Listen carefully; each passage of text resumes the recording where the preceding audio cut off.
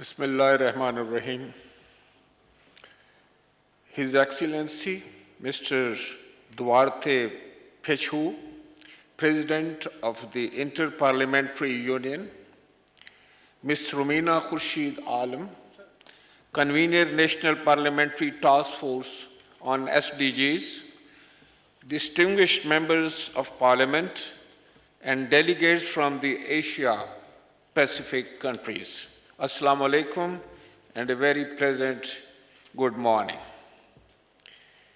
It gives me immense pleasure to welcome the fellow parliamentarians from the Asia-Pacific countries at the third regional seminar for the Asia-Pacific region, Parliaments on Achieving the Sustainable Development Goals in our capital city, Islamabad.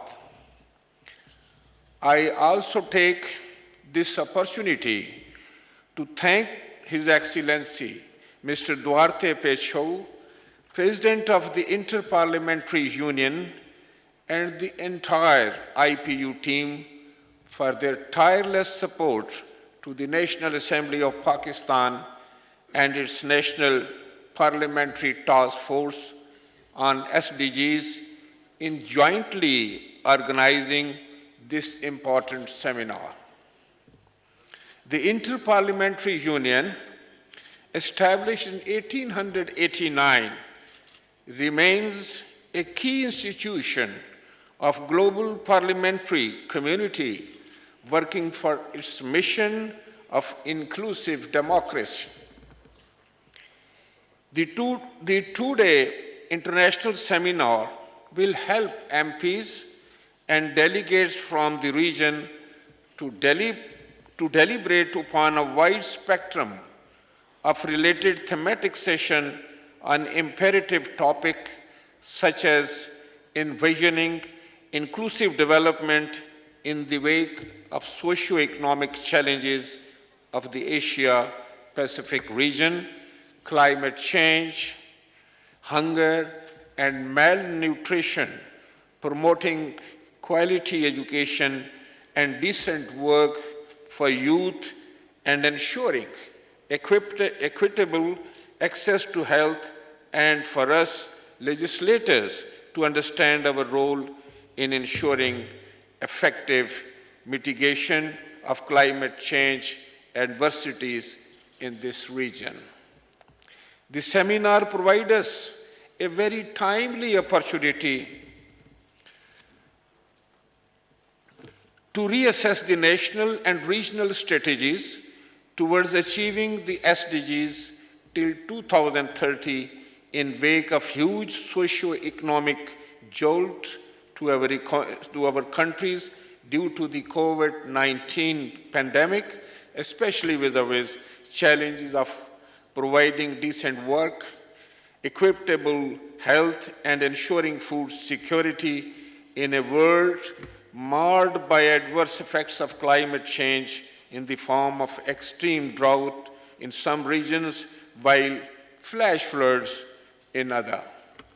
Ladies and gentlemen, Pakistan hosts this crucial seminar for the Asia-Pacific nation at a critical juncture, as only a few days ago we faced record monsoon rains and melting glaciers in northern mountains that triggered floods, which have killed more than 1,300 people, displaced 33 million people, sweeping away houses, roads, railway tracks, bridges, livestock, and crops worth around 30 billion United States dollars. I would urge upon all participants to avail this opportunity to especially focus their deliberations on this grave global climate change challenge to human security. The floods come as the climate emergency continues to wreak havoc across the globe. Europe is confronting its worst drought in 500 years.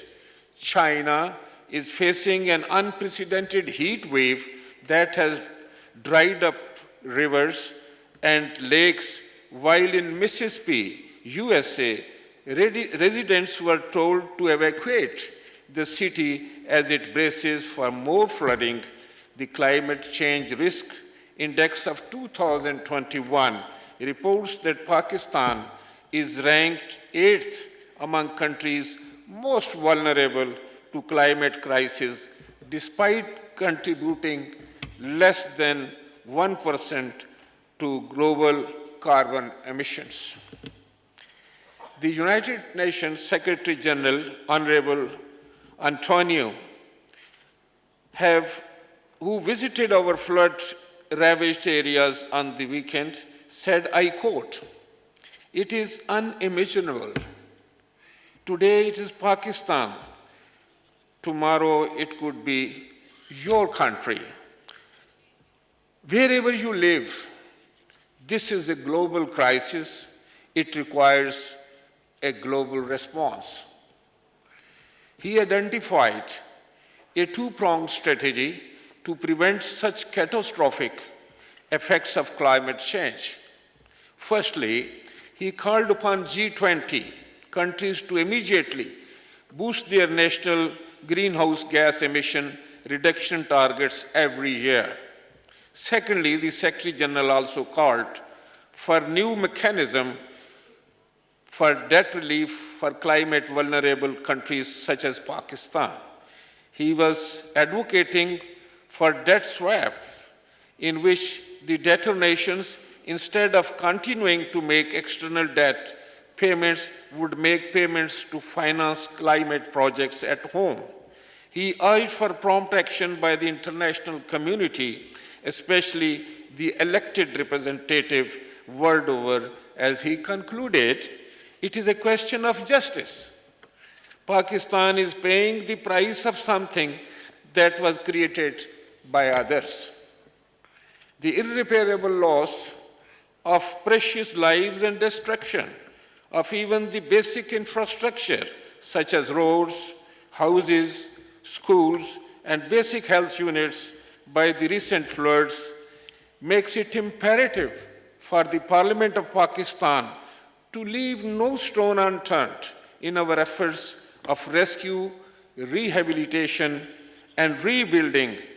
I ensure that the National Assembly of Pakistan will continue to perform a proactive role in a passionate IPU member state through consolidation of joint endeavors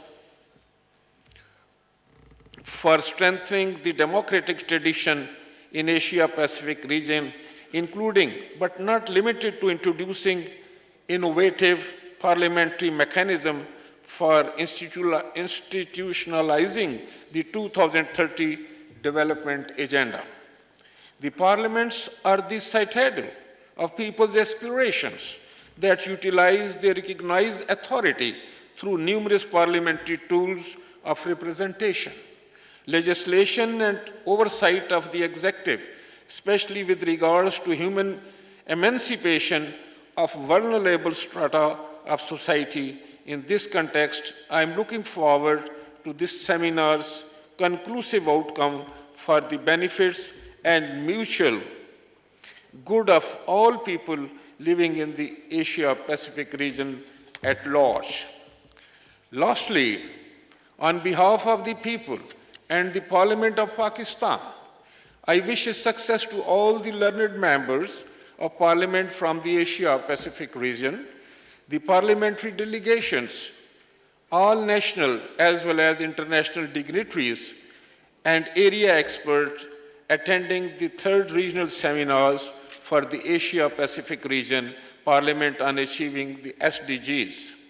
I look forward and hope the outcome document of the seminar will surely provide concrete way forward on all of the crucial themes under discussion, especially with regards to the dire threat of global climate change that endangers people beyond borders and nationalities. Long live our continued passion and joint endeavors towards an integrated set of way forward for implementation of SDGs besides the challenges posed by natural calamities, man-made disasters, and the COVID-19 pandemic. I thank you all once again, ladies and gentlemen. Pakistan Zindabad.